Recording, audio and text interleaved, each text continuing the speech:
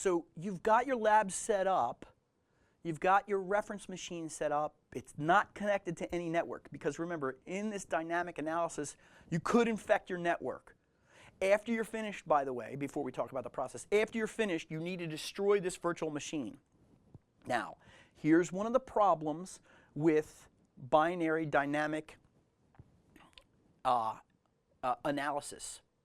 Some binaries look at the fact that they're inside a VM and they won't run.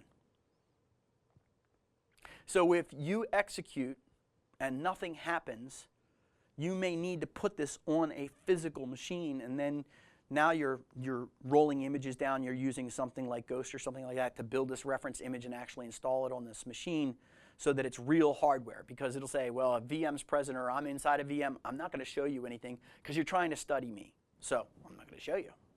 Okay, so now you realize that that could happen. The normal process is launch your snapshotting tool and then enable all the real-time monitoring tools that you're going to have on this system. Launch or install the executable, in other words, run that program, and then snapshot it afterward. The difference of from before and after in the snapshotting tool should tell you all the registry settings. It should it should tell you what files were trickled throughout the machine. If it actually went and uncompressed itself in some way, shape, or form and got rid of the encryption and actually ran in memory and then went and installed different files in different places, the snapshotting tool will tell you that. A lot of other tools that we have, like the file integrity checker, it may be that inside of this executable that we have right here, it may replace some key executable on the machine. And with the file integrity checker, we go back to the machine and we say, okay, this ntoskernel.exe has this hash value on it. The file integrity checker knows what that hash value is, and then when we go back into the file integrity checker and rehash that particular executable, it's different. So now the file integrity checker says you've got a different running OS. That could a different executable on the machine, and that could lead us to knowing where the malware went to. So now you've got the snapshot of that. Also, did it phone home? That's why you listened on the network card, but you don't have any real attachment to any kind of outside interface. So Wireshark outside of your machine, maybe to another terminal where you've got a crossover cable between these two isolated machines, just so that you can listen for it phoning home.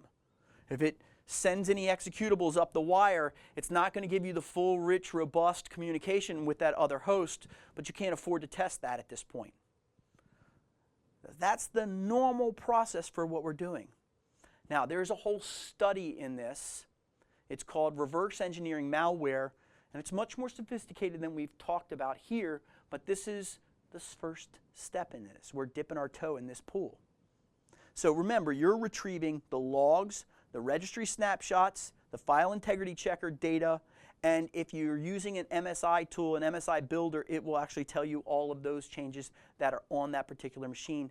And that's the data that you're going to retrieve for your individual forensics analysis. So now we've talked about dynamic and static analysis for an individual file.